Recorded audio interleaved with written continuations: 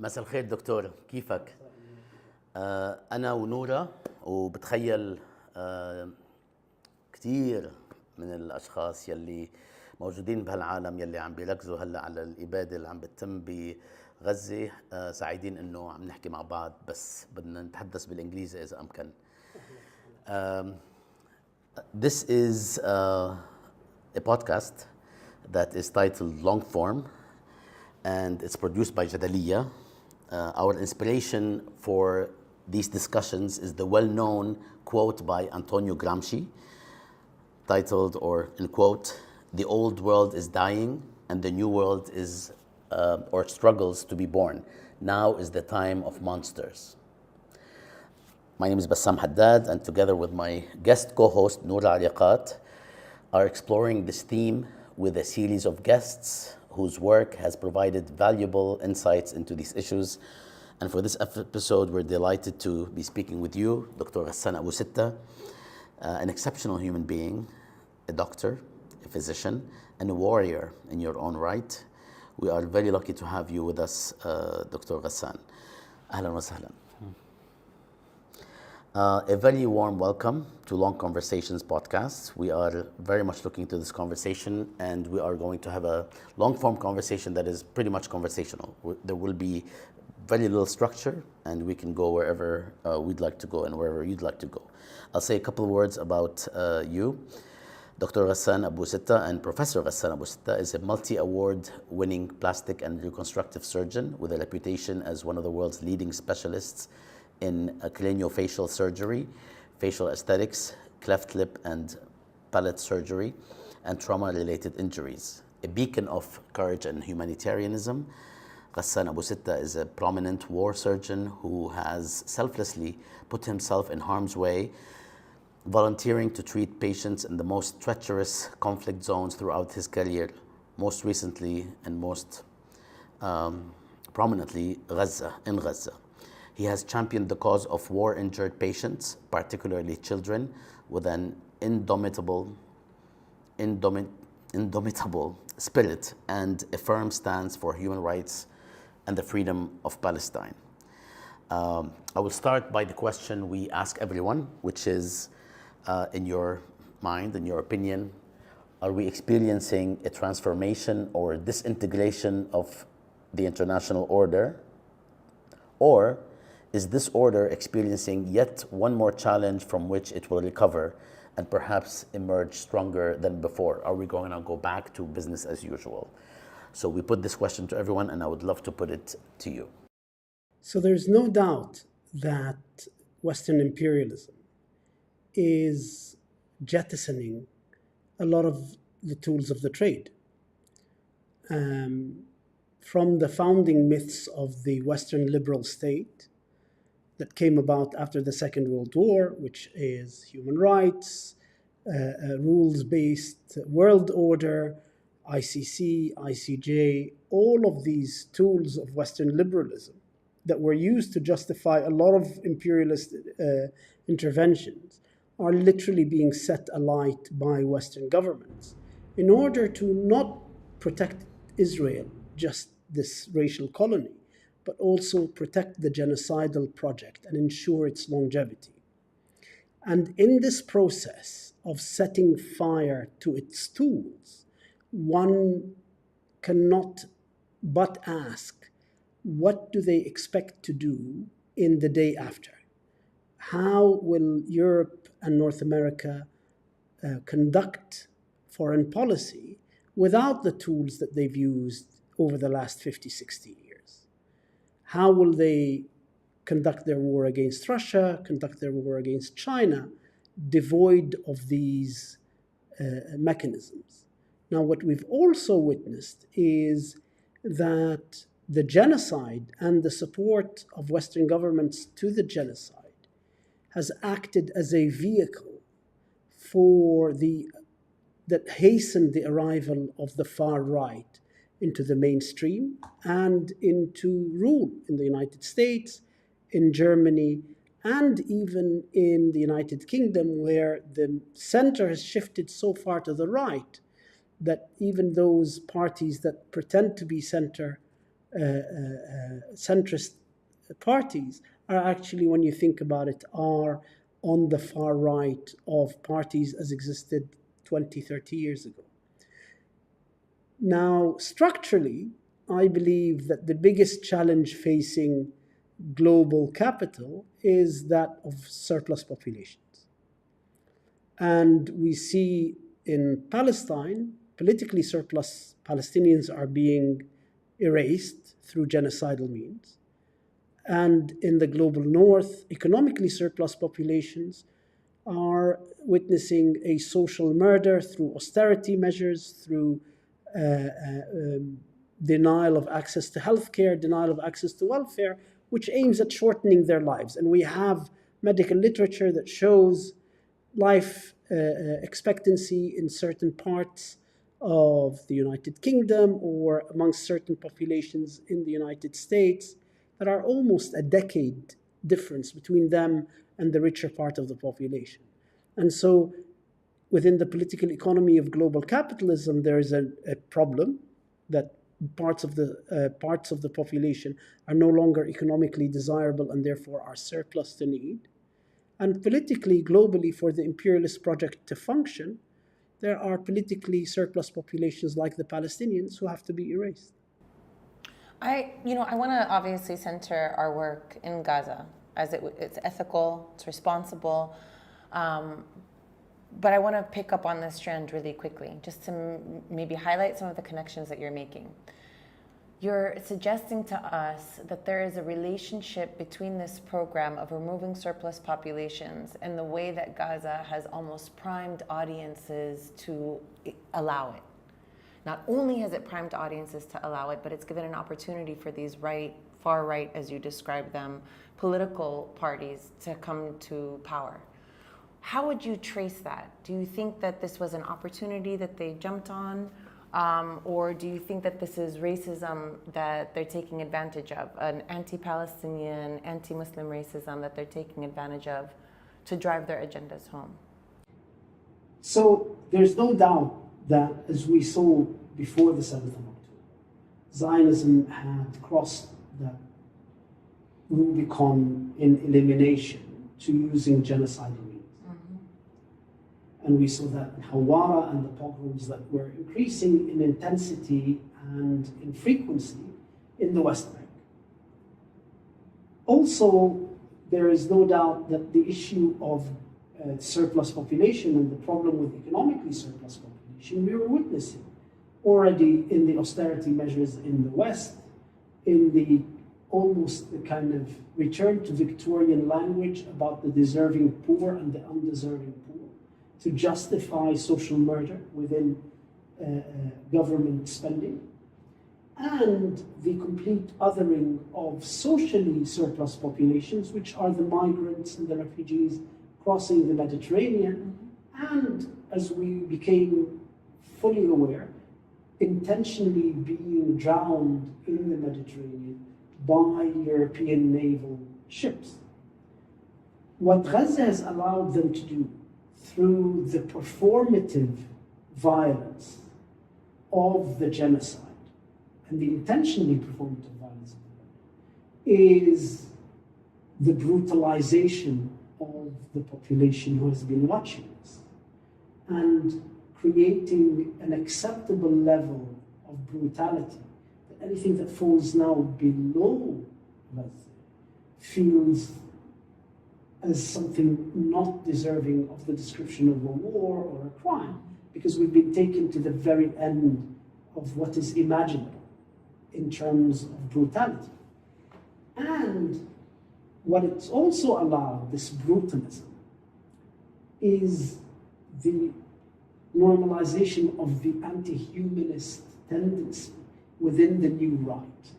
And we see it in the discourse of the American right. This anti-humanism is critical. And the way there's now almost a kind of synchronous symbiosis between Zionism and the far right in the West, the far right in the West celebrating the slaughter of people of color, and Zionism deciding to redefine what anti-Semitism is in order to gain access to that political support. And so we saw the Anti-Defamation League describe Elon Musk's Sieg Heil Nazi salute as an awkward shoulder move. So suddenly you have a situation in which that is coming together as a result of the brutalism and the performative violence that's been taking place in Gaza. You know, ironically or not, it's also the work on, you know, this very far-right government that wants to protect a Jewish racial minority. It's in the name of protection that they're actually, you know, committing these atrocities. And in the same moment that you mentioned the ADL, for example, when they came to support the Trump administration's deportation, that here is a racial group that has insisted that they are the epitome of a refugee crisis that is now advocating for the deportation of immigrants. I mean, it's loaded, it's very loaded, and the anti-humanism is also loaded with this movement for the transhuman, the replacing of our economic surplus populations with robots. But, so we come back to the source, to Gaza. And I just want to start there. You were there, you arrived on October 9th, you were ready to go. When you were there, you coined for us the acronym of Wounded Child, No Surviving Family. There's so much there, but I guess just by putting it in context of the world, how does it compare to other sites of mass atrocities that you've actually been to and treated? How has Gaza marked an exception to those other sites where you have provided your medical expertise? It's the difference between a flood and a tsunami. If you remember the tsunami of 2005, watching these waves as they approach the Indonesian and Sri Lankan beaches and hotels, and seeing this wall that completely engulfed people, and comparing it to a flood that kind of passes through. That's the scale. But there's another layer to this, which is the selective component of this wave, this tsunami of killing, which is the targeting of health facilities from the very beginning. So there were two parallel military campaigns happening in Gaza from the very outset, from the 12th of October. One was an immediate kill as many as you can. And one was the systematic destruction of all of the aspects of life in Gaza, even those that had no immediate benefit. So immediately, the water desalination plants were hit. Immediately, the sewage treatment plants were hit. Immediately, there was a systematic assassination program against doctors. From early October, we started seeing colleagues being killed. Then, within half an hour of going home from a shifa, we lost our colleague in the plastic surgery department, Midhat Saydam. His house was hit, he was killed. Hammam al-Lawh, the nephrologist, gets home within half an hour, he's killed. And every day and then immediately you start realizing it's a much higher percentage than the general population. And then you start hearing of a similar process happening with university academics and deans. And so there is a kind of immediate slaughter, but there's a genocidal project that is laying the seeds for a much more, or laying the seeds for a genocidal project where everything can be weaponized to kill people. We see it now in full blast. People are not just dying of the bombs and the bullets, they're dying of starvation, they're dying because there are non-communicable diseases like high blood pressure and diabetes are not being treated. They're dying because of infectious diseases, because the sewage and water treatment plants have been destroyed. They're dying of illnesses because of the over 34 million tons of rubble in Gaza with all the toxicity. 40% of dialysis patients have died not of traumatic deaths, but of all of this together. And so you see that coming to fruition now, but the seeds for that genocidal project were sown at the very beginning of the war. It's so, we've read, obviously so much time has passed, many methods have been exposed, the different AI technologies, where's Daddy, Lavender, and the such, that all tell us about this aggregate data that's been used to basically fire recklessly, right? Which is above negligence to be as tantamount, just short of targeting. But you're describing something else, which is that from the beginning it was obvious that they wanted to take out those who can sustain life.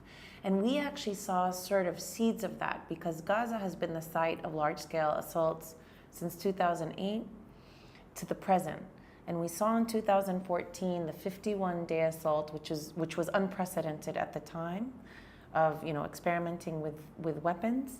And then by 2021, what we saw, I think, was the beginning of this, the targeting of towers. So the war, Hurub al-Abraj, which almost signaled that this was going to happen next. Was there any kind of awareness that this, what this was going to be in that moment? Was that shaping how you were understanding it under fire? Or was it just the experience of it? And empirically, your colleagues are being targeted, friends are being targeted. So the 21 war, there was a lot of targeting of doctors. And we saw the killing of the head of internal medicine in Shifa, a disproportionate number of doctors for a war that only lasted 8 or 9 days. We also saw this idea of taking out whole families. So 54 families were removed from the civil register, i.e. grandchildren, parents, and grandparents were killed. 54, now we're into 2,700. There were tactics that were being used that are now strategies. And the weaponization of infrastructure. The weaponization of the destruction of water and sewage as a form of killing was being kind of played around with in the different wars. One of the biggest failures of Palestinian intelligentsia and the political elite is failing to see and understand and foresee the inevitability of the genocidal moment in Zionist elimination. The way international relations logic seeped into Palestinian thinking and corroded our ability to understand Israel as a colonial project with the logic of elimination and the inevitability of genocidal elimination. I think that stands to one of the failures of modern Palestinian political thinking. Despite the fact that we know that, Sayegh wrote about this in the 60s, and then we had this complete divergence of what I call the geographic logic at the expense of the ideological logic. So we are no longer talking about the need to defeat Zionism as the ruling ideology of Israel and talking about the geography. And therefore the Israelis were able to take us down a rabbit hole until you came to Oslo, where you were discussing side roads and who gets which side of the street and who gets what suburb. But that's because what this logic allowed us to think is that you can coexist with Zionism as an ideology. I obviously want to pivot back to Bassam, but on this point in specific, I take it that there was a failure to see this moment in Zionist thinking, although I think that it's intimated in a lot of the literature, especially there's a literature of indigenous studies that Palestinians have produced, distinct from settler colonial studies, which has understood this. But one of the things, and I'll say that, it was one of the things that has shocked me, and it's where we start in this conversation. Who would have anticipated that all of the guardrails would have been blown off in this moment, that all of this logic about, liberalism in itself is basically burning itself in order to fulfill this Zionist project. I think that's where, I'll be the first, that's where I couldn't have anticipated this moment. We are a product of that Palestinian thinking. And I think, knowing something and being fully aware of it are two separate things. We've always, all of us, or a lot of us, believed that it was the dog that wags the tail and not the tail that wags the dog. And that that Israel is a settler colony, a racial settler colony that answers to its metropole, and that the West is the metropole. But we were taken down this rabbit hole when we agreed into this assimilationist idea that our national aspirations were to be another third world country that is accepted by the West and proves itself useful to the West, and that's how you get your independence. That process allowed us to have bizarre conversations about European foreign policy and trying to find the difference between European foreign policy and American foreign policy, or trying to explain that somehow, imperialism is a misunderstanding and better Palestinian PR would have solved the issue of all of this. If I had a dime for every time. Absolutely. And I remember these bizarre conversations in the 70s and 80s about Arafat's accent. Somehow that if he'd spoken better, that the Palestinians would have been getting a better deal from the American administration. At the end of the day, this is a colonial project, and Israel is a racial colony that in a lot of ways behaves very similar. And more interestingly, and I think for me, that is the kind of gasp moment in this war, is how disposable the Israelis are as colonists to the West. So we've been fed the lie about the sanctity with which they hold the lives of their soldiers, the lives of their dead, that Israel cannot withstand the kind of losses that other countries can.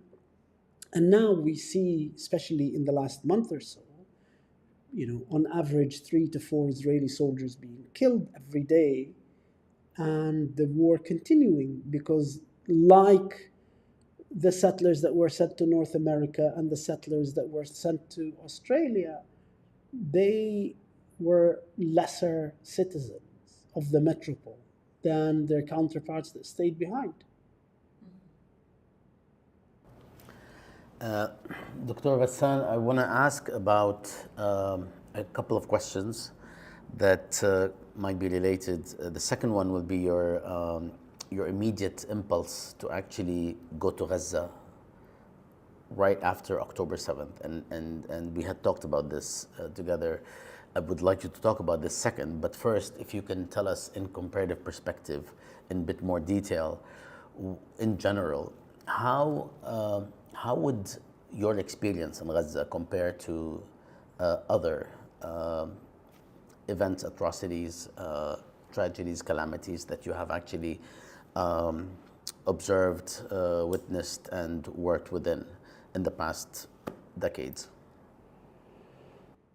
So to start out with, at no stage in the previous wars, including the 2014, which had been until then the most severe war that I had been in, had I felt that the hospital was the front line, the battleground.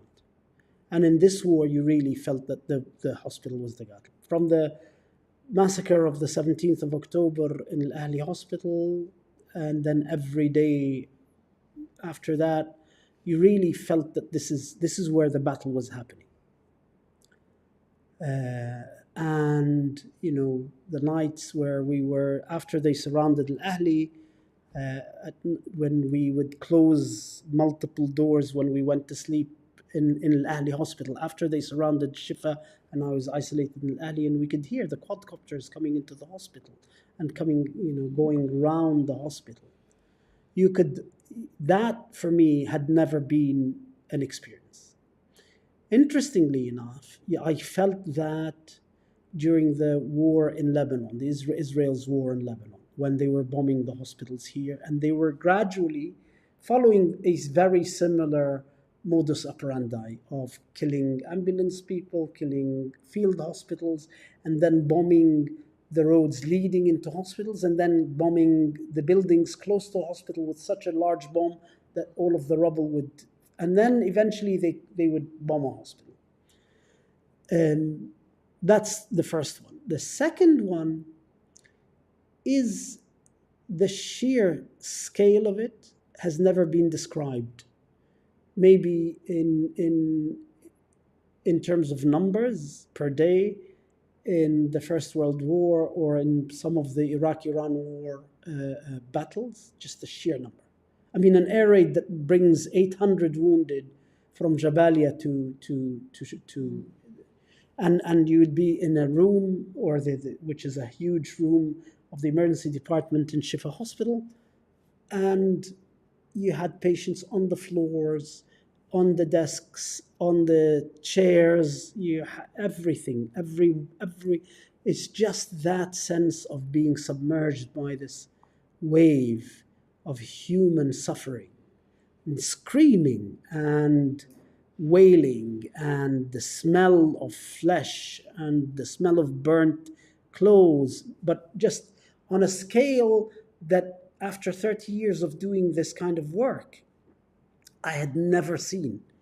It just had, I mean, it's overwhelming. And when I wrote about the wounded child, it's because what catches your eye in all of this screaming is a child on a stretcher that's not surrounded by any screaming and is quiet, and everything around them is deadly quiet. And they might be have a tube and be on a ventilator, but there's no one around them. And so that starts to attract you. And it's funny, there's a term that Fanon uses, where places where life is lived at unbearable temperatures.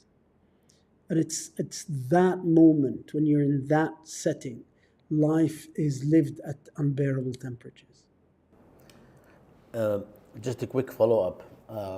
While you were in Gaza, before I ask you about the immediate trip that you embarked on, and you were witnessing these untold, I don't know what to say, these images, these realities, did it make a difference, or did it affect you that what you're witnessing in front of you, the incessant killing, is viewed by a good portion of the world where we all live, in the West, here, we all three of us at least, that it was viewed as a different kind of thing as opposed to the rest of the world?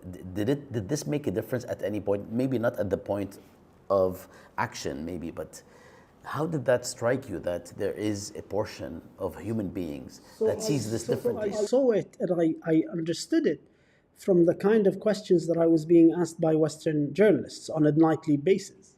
So you'd be treating pieces of children left from air raids all day, and then you get a phone call to do an interview for CNN or BBC to be asked if I'd seen any Hamas gunmen, or did I know where the hostages were, and had I seen any of the tunnels underneath Shifa. And then I realized that is when I kind of, it kind of goes back to your understanding of ungrievability and the racialization of Palestine, and the idea that is so rich in African American anti-racist literature, which is white unseeing. That the white unseeing is an active process where you can not see actively the slaughter of thousands of children without flinching, and by insisting on asking about those humans that matter to you, which are the white European settlers. I did an interview on PBS after the bombing of the first tent massacre, where children were burnt alive or asphyxiated by plastic tents.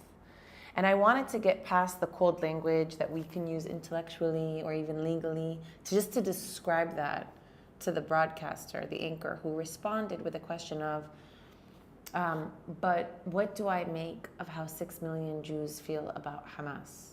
So just to your point, I mean, first of all, how inaccurate is that question? Because they're Israelis.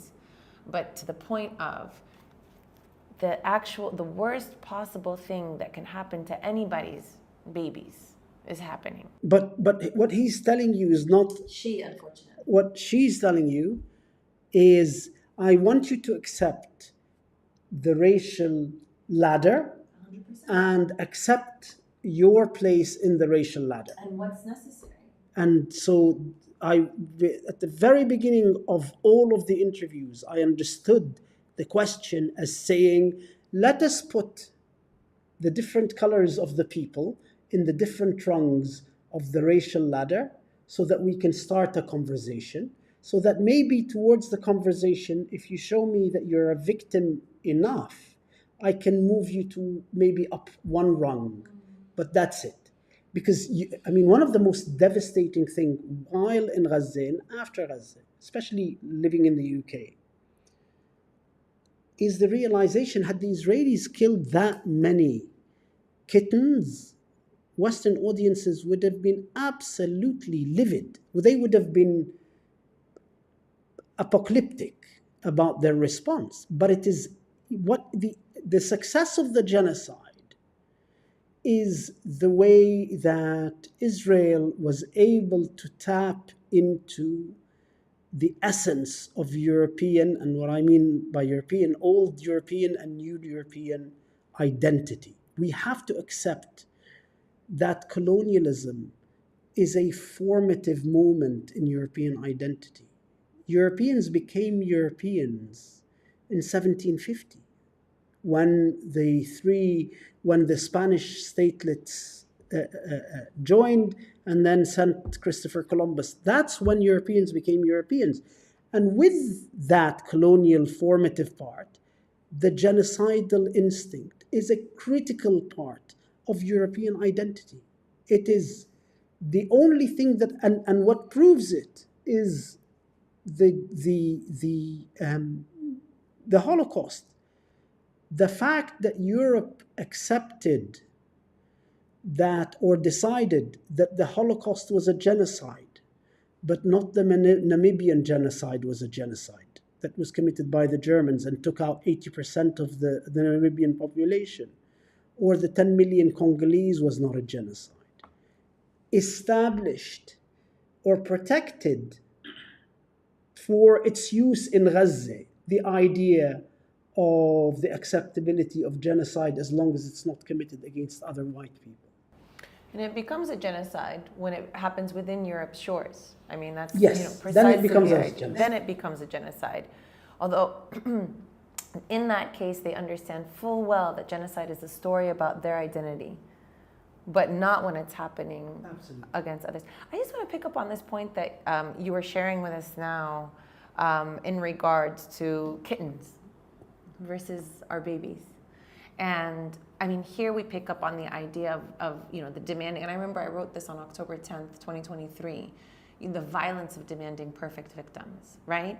The narrative, they'll accept and they'll feel bad. They'll say it, we feel bad and have sympathy for these children. But somehow it's our fault because of Hamas, and bringing in and weaving in Hamas into the story. Now, what's horrifying about that, aside from the obvious, is that they know nothing about Hamas, and that even discussing its history, its establishment, its distinction from other formations that might, have some sort of Islamic ideology, is not only that they don't know, but it becomes forbidden to talk about. And it's inconsequential. Because, I've had 9 complaints and legal cases against me, all triggered by or actually instigated by UK Lawyers for Israel, which is an organization in the UK that openly says it's part of the lawfare against those opposed to Israel. And the accusation was support of Hamas, support of terrorism, and anti-Semitism. Trying to argue against the idea that ideologically I cannot possibly be a supporter of a religious political party was inconsequential. Mm-hmm. It doesn't matter. By virtue of color, you support Hamas or you don't support Hamas. Not by virtue of ideology, where you stand with regards to theology, where you stand with regards to the relationship between religion and politics. That's indifferent. If you're brown, and you're Muslim, then there's a good chance you support Hamas. And now, even if you're white and you're not Muslim, supporting the Palestinians means supporting. It doesn't matter. They write the rules of discourse as they go along, and you have to accept them. And as you said, your margin is that of victimhood, but that's it. So this gets. I want to go back to the question of kittens. Okay. In 2002, when the media was in full throttle, regurgitating and reproducing the government discourse in America in terms of invading Iraq, or collecting this all this evidence that proved to be fraudulent and false, not just false but also fraudulent. I had written something about, right before we actually went to Iraq. You probably know, we went to Iraq, we made a film. We were the first team to enter Iraq right after the invasion, and we made a film about what was happening there. I had written something for which I was yelled at and screamed about. It was like in a small note somewhere at the time, that if you filled Baghdad with kittens and puppies, there would be an uproar against the war. It's very interesting that we're thinking along the same lines in terms of this dehumanization of. It's not just you, actually. There's thanks to social media, I know this about the donkeys in Gaza. Not quite. Do you want to tell me about that first? So there is a piece of news in one of the Israeli newspapers that the Israelis have been saving donkeys out of Gaza and sending them to a donkey sanctuary in France. But there is a similar story which actually did happen for, I think, donkeys and a donkey sanctuary from Afghanistan when the Americans withdrew. The British helped transport some of these donkeys. I hadn't seen that. I saw a Vietnamese student in the United States at an Ivy League school who put out a poster who said, at 1 p.m. I'm going to burn a dog in front of this, the library. So 1,000 students showed up to protest. And in that moment, he said to them, you need to show this same amount of compassion for the Vietnamese who are being slaughtered by American empire. I want to pick up on this idea of race. I mean, we're getting into a conversation about, category of the human, about species and whatnot. And the lack of evolution within Western identity. Maybe you can tell me about that. That wasn't my question. Go ahead. No, I mean, one of the things that we've encountered in this genocide is that Western institutions that had been built on slavery and then built with slavery money, or built on colonialism and colonial theft, and built with the aim of advancing colonialism, and had spent the last 5 years wanting to decolonize everything from their soft furnishings to their curricula to their what they offered in the cafeteria to everything, in this genocide proved to be true to their original form, that these were colonial, racializing institutions that functioned again now as they did 150 years ago when they were set up. Although I think the genius of them is to occlude that identity. Is to occlude the identity. They did for a long time until they had to now. Yes. Until now, and that's what it is. I was going to ask a different question, and this actually gets into something that I've noticed in your own writing.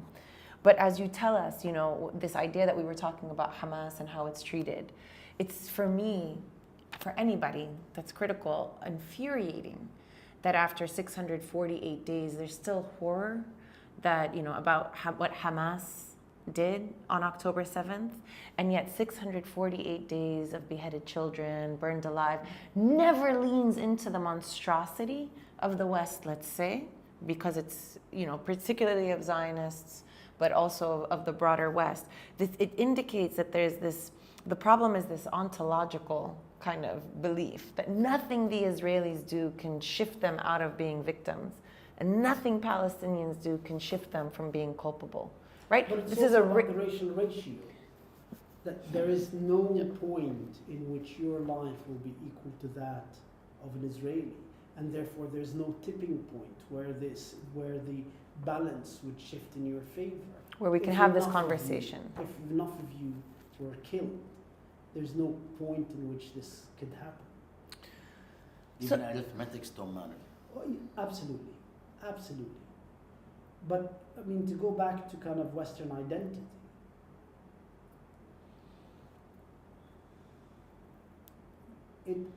what this genocide has allowed is for the soldiers and the prison guards of Abu Ghraib to move from Abu Ghraib to the White House. And that was the reason, what I was talking about, how it became a vehicle for that. And the logic of that, the logic of Abu Ghraib turns out to be the logic of the West.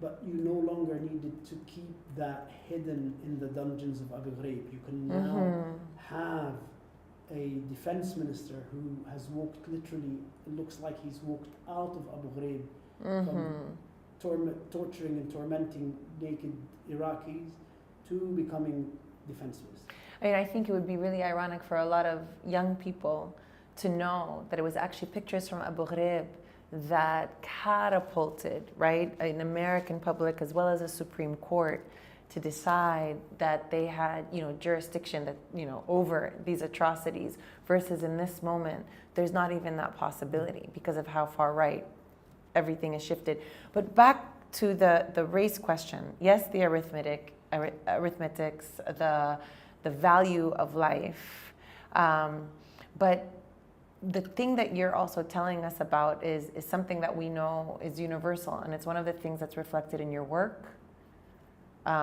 If anybody reads you, it's obvious, you're reading a lot of critical thinkers and race thinkers. And you had shared with us that there was a moment in which you actually shifted, that your reading of race literature was a moment that happens when you shift from reading medical books to another literature. Can you describe that shift for us and why it was relevant to your own work? My theoretical reading was always, until probably 2011, Marxist in nature. I had grown up within that tradition, and where I went to university, there was a strong left-wing trade unions in Glasgow. It was a big industrial city. It was a left-wing city. And it wasn't until 2011, and I moved back to Beirut, and I started treating Iraqi patients wounded from the different wars in Iraq. And then after the Syrian war, started seeing wounded Syrian patients and seeing some of the patients from the Lebanese Civil War, that I started looking for more nuanced lenses with which to understand what I was seeing. It was why different patients were coming to me and others were not. How do you understand the wound as an archive of war? How do you see the political capital inherent in wounds? And that kind of set me off in a trajectory with the help of my research collaborator, Omar Dewachi, who helped guide me down this road of trying to understand beyond the kind of classical Marxist-Leninist teaching that places economy first and foremost, and understanding things, and trying to see a nuanced, with more visual acuity of lenses than what I had been trained to do. And then what happens is, with every war, you come back with a million questions. And then you start looking for those lenses that allow you to read what you witnessed, like the Marches of Return, which I had seen as an act of mutilation. 8,000 young men, mainly shot in the legs intentionally. The interview that the snipers did were ha'arts, in which they were saying that they had a board in which every day they wrote how many knees they had taken and who had won the competition for the day in the number of knees, and trying to understand mutilation, trying to understand the body, and trying to understand the relationship between mutilation and where it lies within colonial history and disablement. And so you follow what you see in the clinic. You try to kind of see the full dimensional or the full multi-dimensional aspect of it by looking for those theoretical lenses that allow you to see different sides of it, to understand it. You had said, actually, you brought up a really pointed critique of King Leopold's mutilation and practices and the continuity with the present. So we know that in the Congo, King Leopold, which considered the Congo as a private piece of land, punished rubber farmers who failed to make the quota by chopping off the hands of their children. And we know that still now in the streets of Antwerp, sweet shops sell chocolate hands. And it had, as part of trying to understand mutilation, I mean, the thing is that plastic surgery is the surgery of returning the body to form and function after injury. And so it's very much centered in the flesh, and trying to understand that dimension of mutilation as the alteration of the flesh without the intent to end life. So unlike other military activity, the mutilation aims at keeping the victim alive, but in an altered state. And in a state that the body's form is determined by the oppressor, which then creates an immediate alienation in the victim between them and their altered body, because they no longer own that shape, and sometimes they no longer recognize that shape because it's owned by the Israeli who shot you in the back of the knee, knowing that in the last 10 centimeters at the bottom of your thigh, the nerve and the artery and the joint meet, and so that bullet will take out those three. Or in the pager attack, which was where the explosive device was calibrated not to kill, and then the pager went off, and giving enough time for it to be picked up and placed in the face before it explodes, so that it would mark the face, take out the eyes, and amputate the digits, but not kill, and could have easily been altered to kill. But then, so you try to understand what mutilation is as someone who's working with mutilation, to undo mutilation as a plastic surgeon, but you need to understand why it's done and how it functions. I never thought about the way that the alienation from the body becomes what it means for the aggressor. Now it becomes a relationship to the aggressor who mutilated the body. So thank you for that. Also in your study, you had mentioned that so much of this reading had also taken you to Black feminist literature. And last week I heard you actually cite Toni Morrison in that work. And so has that also been part of shaping the way that you've approached this question? Absolutely. I mean, for me, that has been an extremely rich source of trying to understand the body and flesh and color, and the way they are used to create captives of their victims, and whether it's Audrey Winters or Bell Hooks or a lot of these writers really have, some of whom have unpronounceable names. Some have been very important for me to try to. Yes, yes.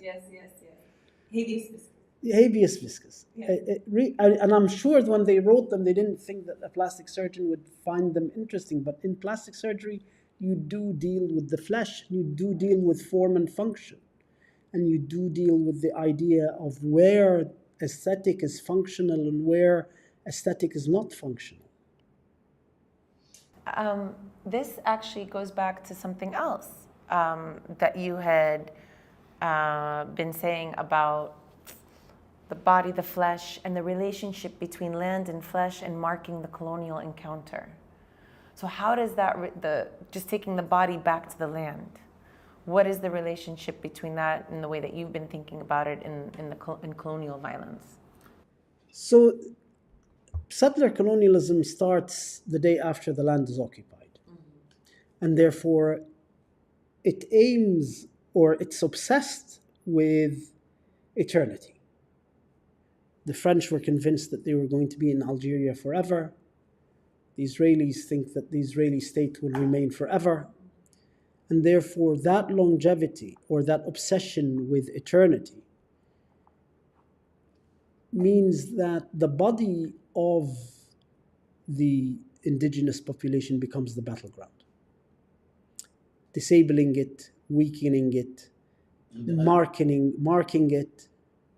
And the obstacle. And breaking it. And that's, I think now I think one of the many tragedies that we've had is the premature death of Fanon, because I think that he was following that intellectual track down that road before he died in his early 30s. And I think that is another intellectual thread that had been lost when he passed away. It's really kind of important for us to see this idea of breaking the consciousness, in which the nice thing about the Israelis is that they articulate their genocidal, their colonial desires because of this sense of absolute impunity. They're like a disinhibited alcoholic, where they will tell you exactly. And so, this term kay al-wa'i, which is branding or searing consciousness through war and physically altering consciousness through war, which is a military term that the Israelis used to justify their wars on Gaza. That is exactly what the aim of that violence against the body of the indigenous population aims at: creating that alienation within yourself, creating that enfeebled sense of yourself, and most importantly, and this is the psychopathy of also articulated by Trump, the settlers' sense of omnipotence, that they will inherit the earth. They are the rulers of the earth. And we saw that in the AI-generated video that Trump made. It is the best expression of white settler deity, sense of deity that we've ever seen. Mm-hmm. An excess of fantasy. An excess of fantasy which is also the immortality. Absolutely. Of the self. I would like to go back to the second question, because we actually because we were having a really important thread, and this is supposed to be conversational because it's a precursor to another question about medicine and the nature of medicine in these contexts. So when you decided to go to Gaza, it was like literally maybe moment after? 1 o'clock on Saturday afternoon. Can you tell us a little bit about that moment? What you found out, how you found out, and how you decided, and then when you arrived, can you tell us a little bit about that journey and what was going through your mind, and whether what you saw was what you were thinking about, what you were anticipating? So, as an insomniac, I'm up usually around 4 or 5 o'clock in the morning. And then it was Saturday, and I was in London, and I had spent 2 months that summer working in Gaza on a project training plastic surgeons at Shifa. And I got back in August, and Dima and the boys got back in September.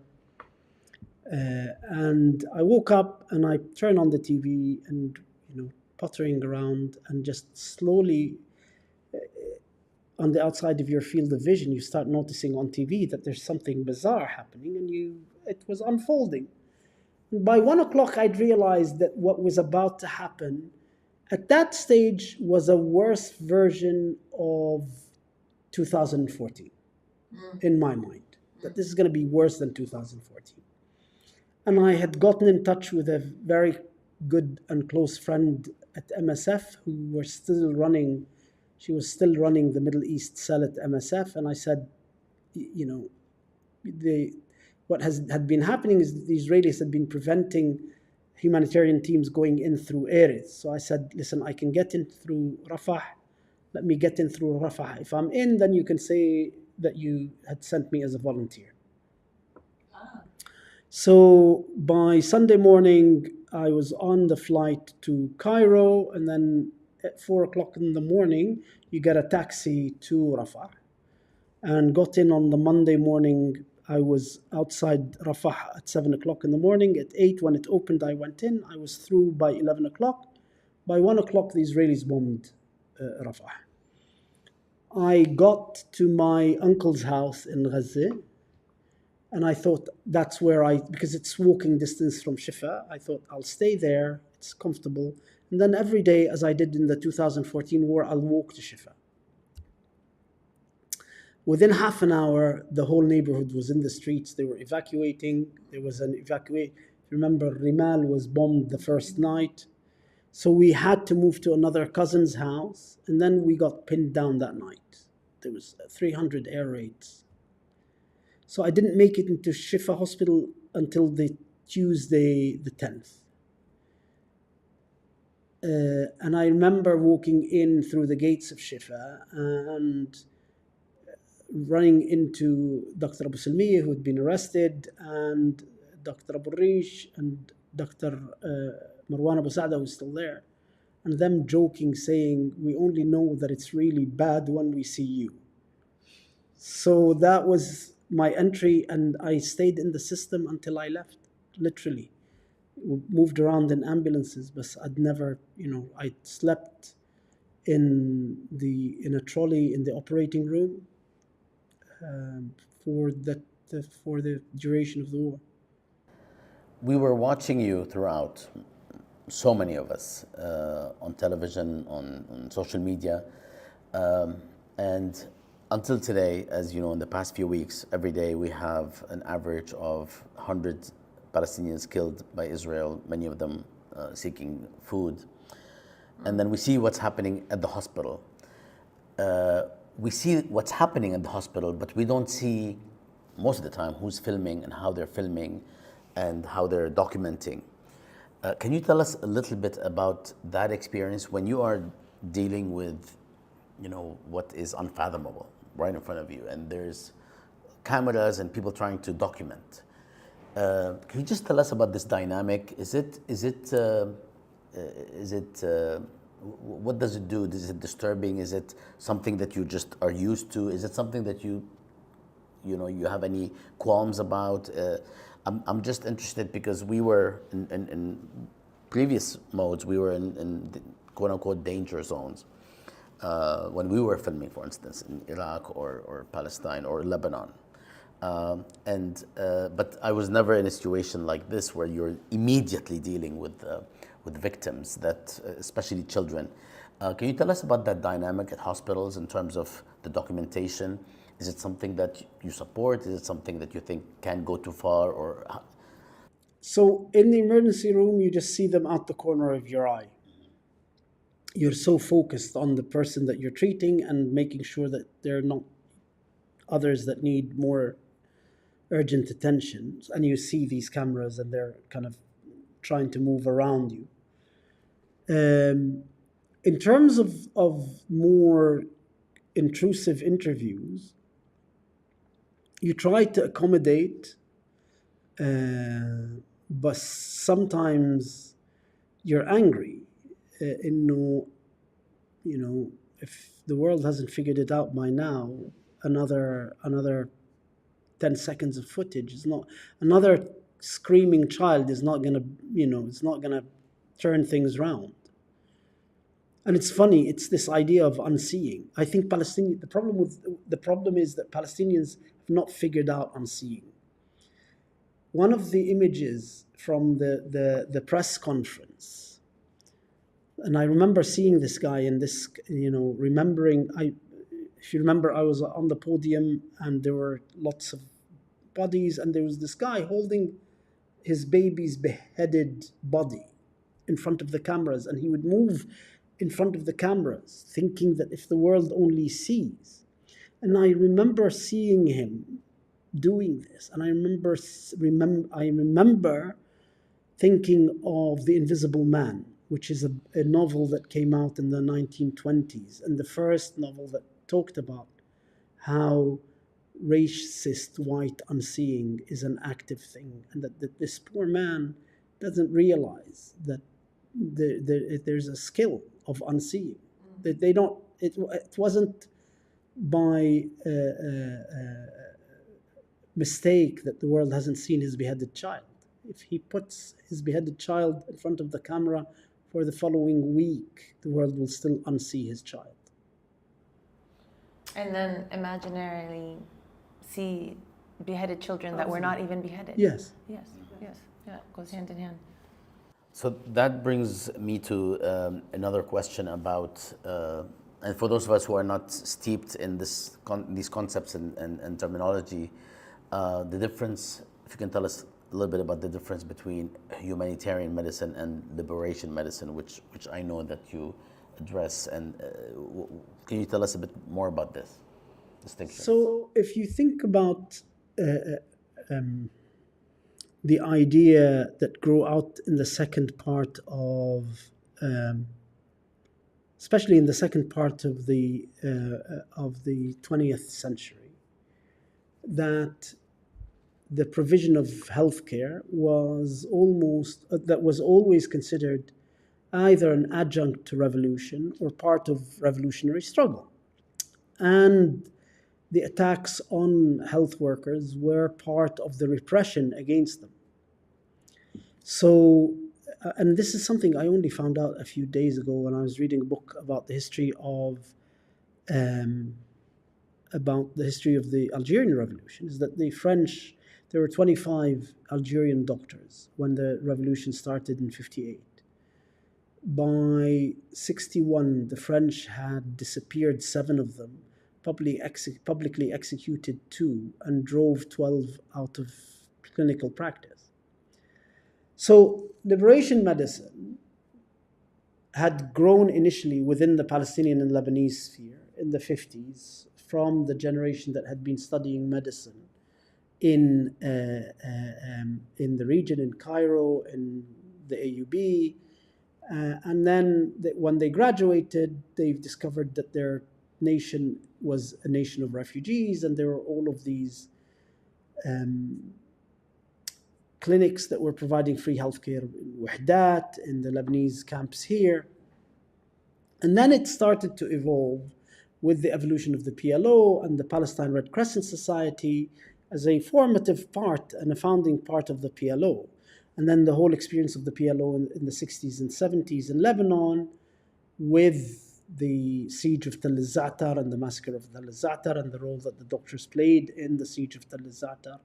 And then in the south, the hospitals in the south, in Nabatiyeh, in Bint Jbeil, and how that and the volunteers that were coming from the European left as a form of solidarity. The provision of healthcare as a form of solidarity, and for Palestinians, the provision of healthcare as a part of the struggle and a tool to mobilize the Palestinian people as part of the struggle.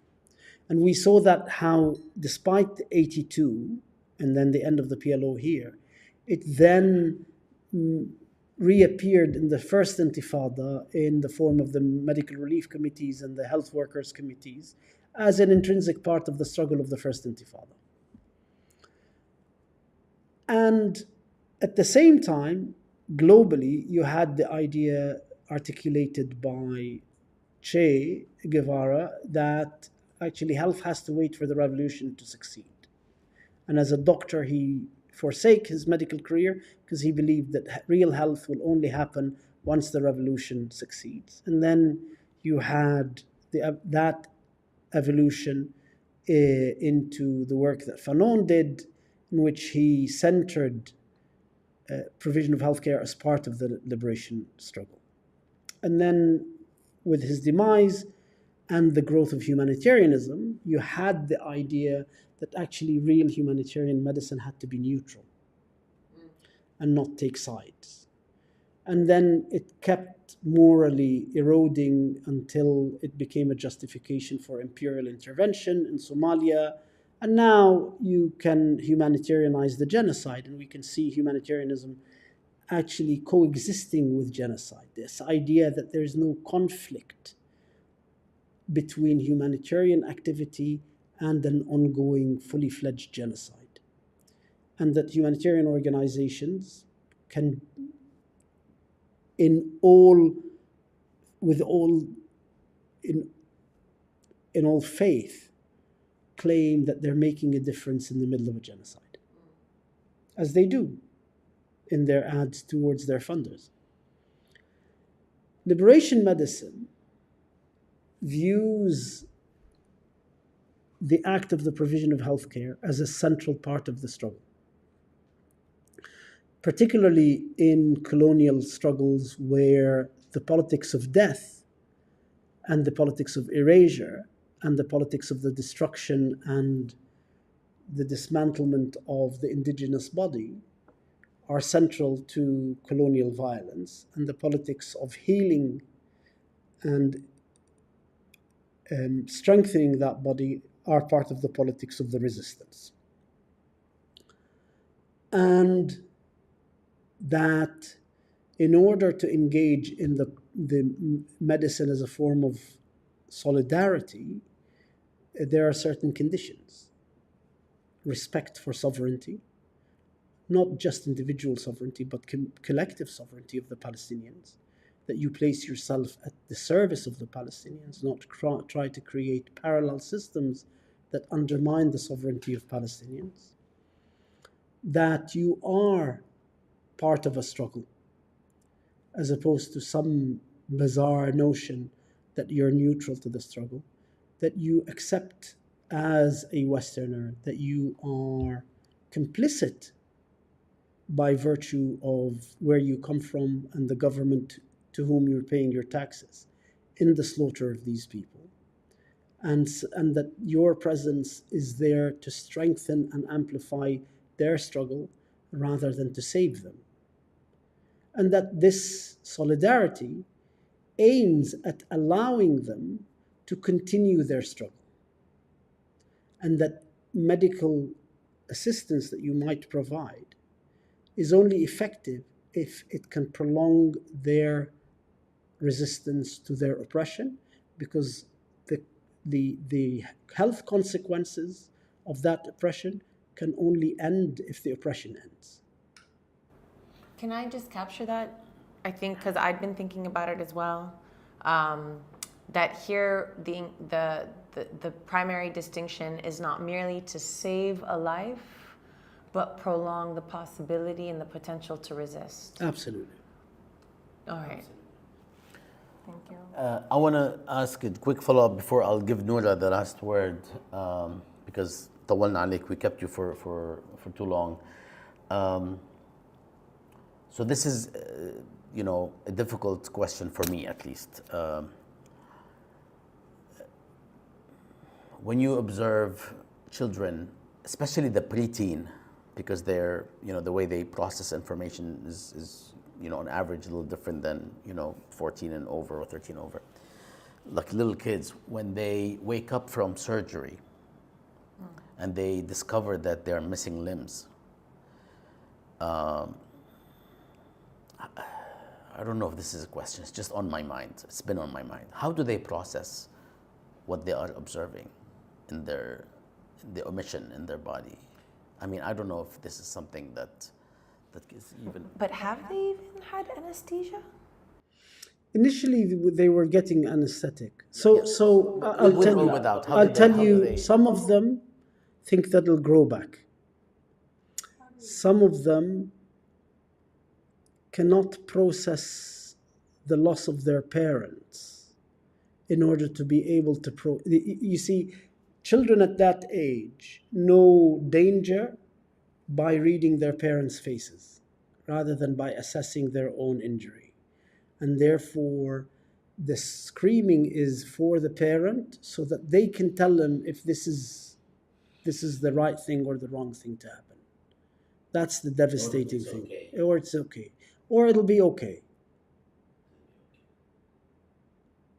So that's the most devastating thing. And the other thing is, when we were running out of anesthetic, we were using a lot of ketamine. Ketamine is a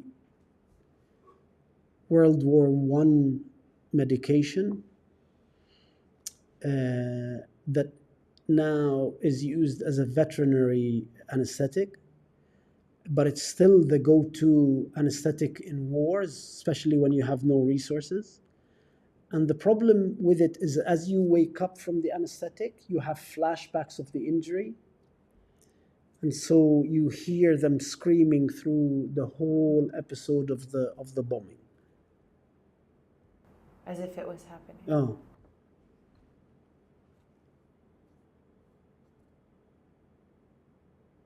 Yeah, that's a lot to sit with. That's a lot to sit with. I often think, and it's been a refrain of mine, that what is it that we, how do we make sense of this to a child who's been pulled out of the rubble with 2 limbs and no parents? Yes. 36,000 orphans. 16,000 both parents. And that's not even if they're, Yes. no surviving family, no siblings, nobody to process this with. Yeah. The gravity of that has been very, very, very heavy. I often get frustrated by folks who use that to say, wait till you see the wrath of these children. And it's like, why are we abstracting this pain? Our pain is only of relevance to them if it becomes a threat to their lives. Somehow it's only a problem because there's a potential that in 20 years' time these kids will come back and represent a danger to the well-being of the West. That's the only value that they ascribe to their suffering. Their lives of suffering are only of value because they come from intrinsically violent cultures. And so there's no way that anything other than that. Mm-hmm. Your concept in focusing Zionism as a sister of white supremacy and of apartheid, but here we can draw on other race thinkers who describe what you're saying as interest convergence, that this becomes significant because of the threat that it can pose to them and a shared interest. But I do think that just sitting with that pain and that loss is enough even for us. I want to shift actually to thinking about you as a child. And what I had assumed was your first rebellion was sending you to your father sends you to boarding school, and then you successfully run away. But you corrected me. This is in fact not your first rebellion as a child. As an extremely conformist child, I had 2 rebellions. I was an extremely, one of the ways I always hid my political activism from my family was doing very well at school. And so my first rebellion was in the summer of 82, which for our generation was the formative summer. For our generation, it was the formative summer. And I remember, I had saved up money from Eid like everybody else. And I went to the PLO office in Kuwait to volunteer to come to Beirut. And I was 13, barely 13. I was turning 13 that July, and it happened at the end of June that I decided to go. And I hadn't factored into that my father, who had been a well-established pediatrician in Kuwait from the 50s, that the head of the PLO office in Kuwait took his kids to my father's clinic. And so immediately when he saw me in the queue, he knew to call my dad to come and pick me up. And I remember that was my first kind of attempt at rebellion. And then the second attempt when I went to boarding school, and it was an absolute horrendous disaster because I was forced to walk around a boarding school in Oxfordshire in a shirt and tie and a jacket. And I first weekend away that I was allowed, I never went back. And I went back to Kuwait. And then your children are not as rebellious because they've had a connection to the land, actually, that mitigates this, yes? I mean, we made sure, Dima and I made sure that the kids go to Gaza every summer. And the last 2 years have been the first summers ever that they hadn't been. From the time Sliman was 9 months old, they would go to Gaza every summer. Because it's funny, you want to give your children what you never had, and what I never had is that childhood connection to the land. And so I wanted them to have that childhood connection to the land, not just the intellectual and the emotional connection to the cause. And you describe that distinction as primarily being one that differentiates those who grow up close to the land and those who grow up in Bishatat. Yes, absolutely. Well, I was in Beirut in 1992 and 1982, and we were probably the same age. And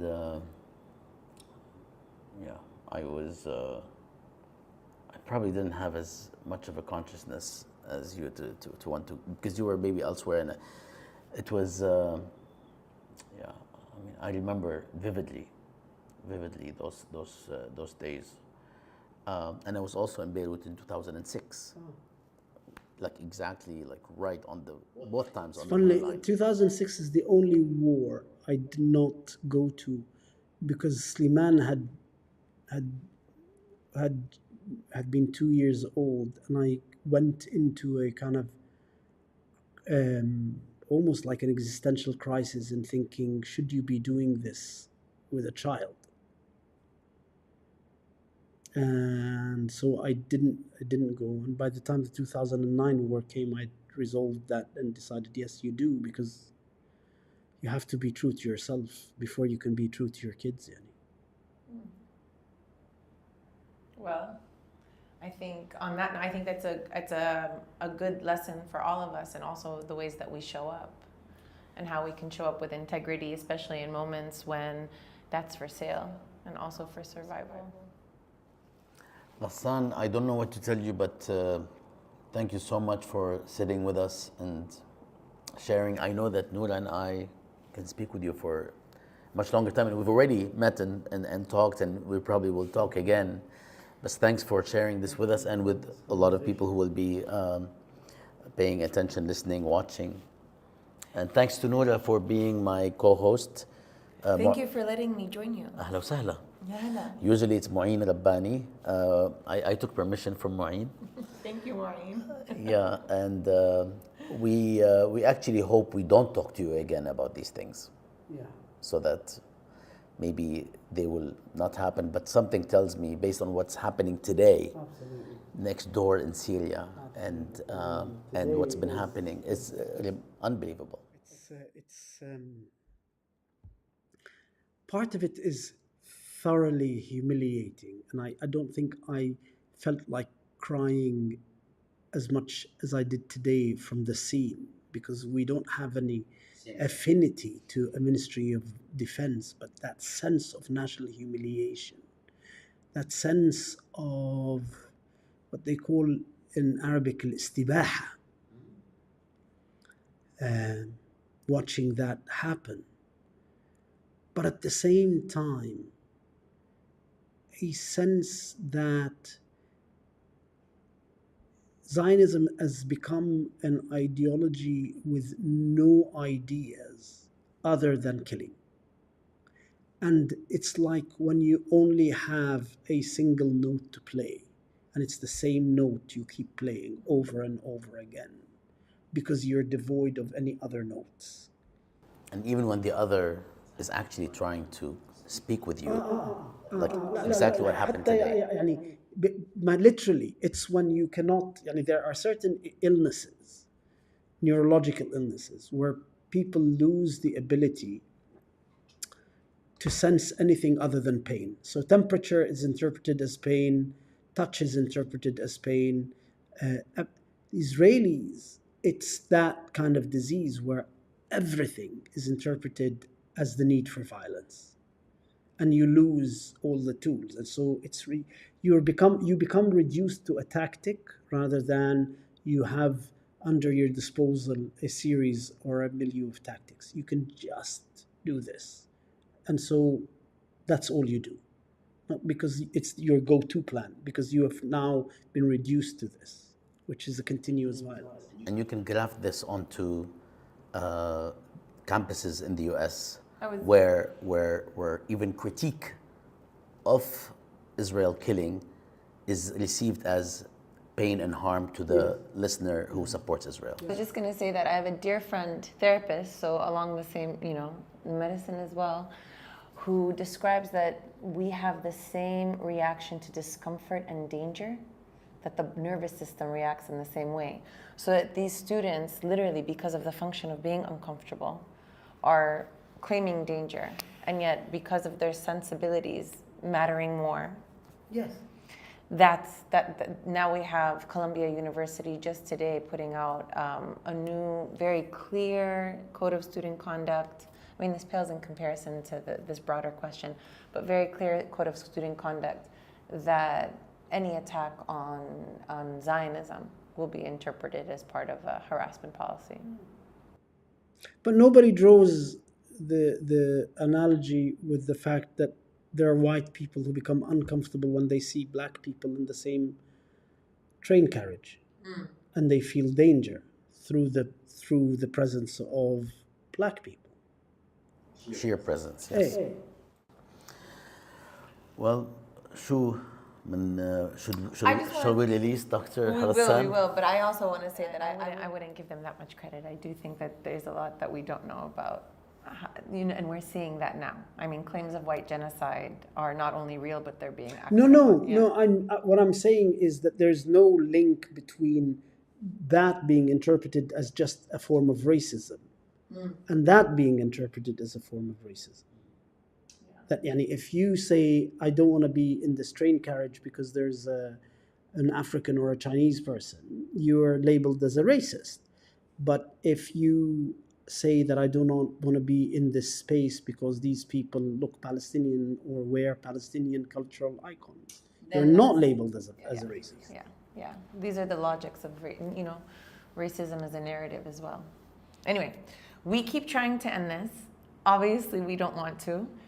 We'll certainly continue, and I know that the conversation will continue because Dr. Ghassan Abu-Sittah is now going to be training a whole new generation of doctors in war zones, and so this is also continuing this legacy of liberation medicine. Absolutely. شكرا غسان دكتور غسان. شكرا لك. شكرا يعطيك العافيه. الله يعافيك. فيك بقى تطلبي بالطاوله كل ما حضرتي عم بيطلع بالاوديو. انا ما قلت لي من الاول. عيب. سلام. Yeah.